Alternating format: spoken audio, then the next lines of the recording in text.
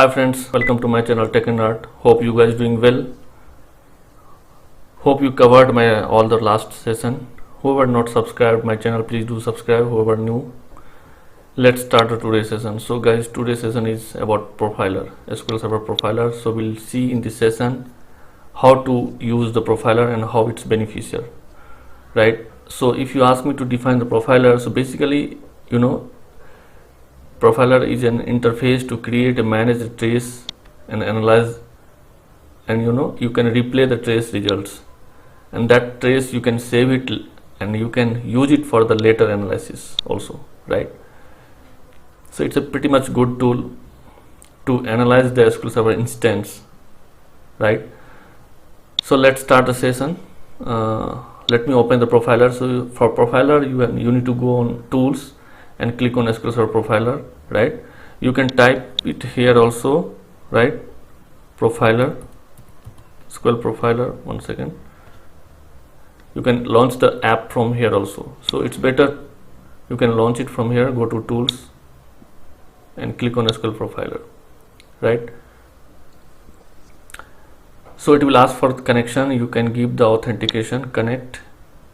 So this is the interface for SQL Server Profiler. If you run the profiler, right, simply if you click on run, so you can see the difference now what I'm trying to say.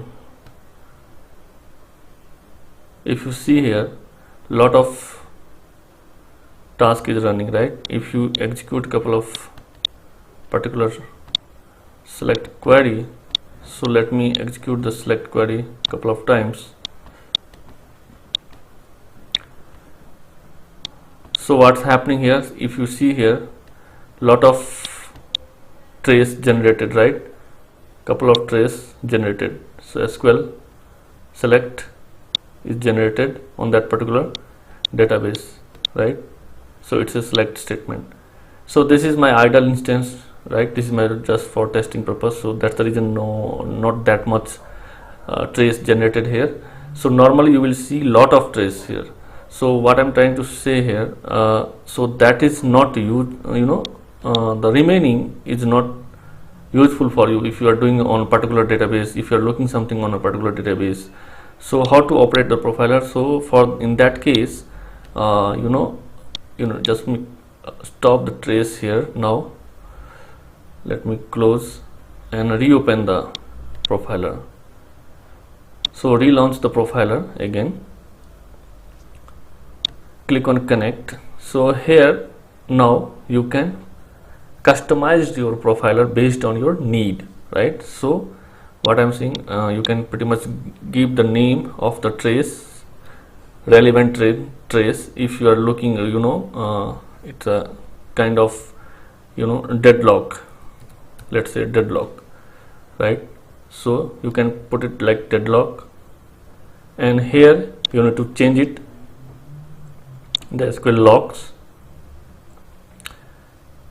So by default, if you see here, it's selected by standard. So if you come to event section, lot of events you will see here. So here is the filter. That's the reason I told you, based on the need you can put the filter. So this time I'm looking for the logs. You can select the logs, come to event section, right? So it will enable the trace only for the relevant topics, right? If you see the deadlock chain, deadlock, the logs explanation, so it's like it will show you the only the applied filter. Here one more filter is there, column filter. If you just click on column filter, here you can put it database name. It's not required all the database on the particular instance, because as you are aware, profiler is doing the monitoring on an instance level, right? So on an instance you need on particular database, right? So why we need to enable all? So you need to put it the database name here. Let's say I am going with tech01, right? So let me put the tech01 here. Click on OK. So if you run the profiler now here, right? If you run it now, click on run. So it will start the testing only for the particular database. If you execute a couple of queries, select query, let's say select query, if I'm executing, so it will show you hopefully the result only for that particular database, right? So basically why it's not capturing now, because I have selected the filter for deadlocks. So whenever you will observe any deadlocks on a particular database tech01, you can enable the profiler during that time. So profiler will give you the pretty much good analysis here with the graph and all. You can easily identify based on that graph and all the deadlock codes, right? You can enable the deadlock with the help of trace file dbcc trace on 1222, but in that case you will get the details in a SQL Server error log, but not that much, pretty much good like profiler, right? So if you enable the trace deadlock trace here, you will get the complete analysis in this file here in the profilers, and that trace you can save it like come to file and you can save it like trace file, and you can give it pretty much good name, and you locally you can save it, right? So like that you can relaunch the profiler again, and if you see here I am relaunching the profiler again, just to the connect. So here in the same basis you can enable with the other features also. You can do with your relevant topics.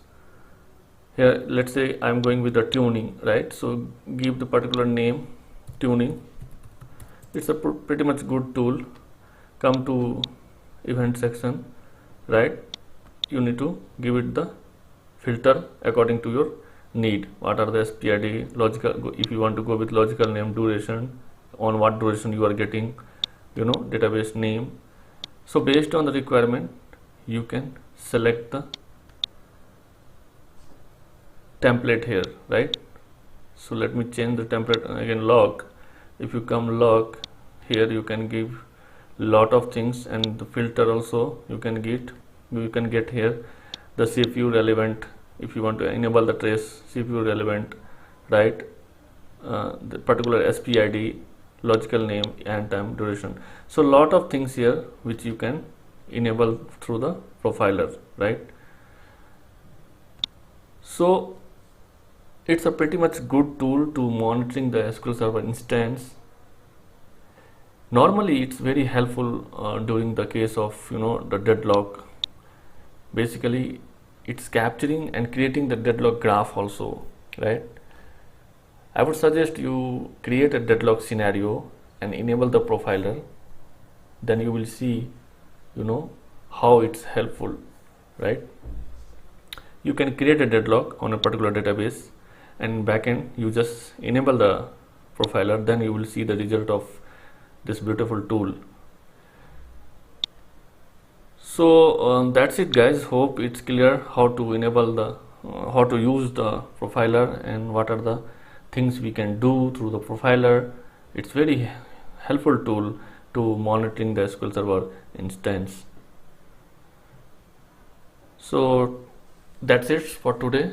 In the next session I will come with another topic. Thanks for watching. Have a good day. Bye bye.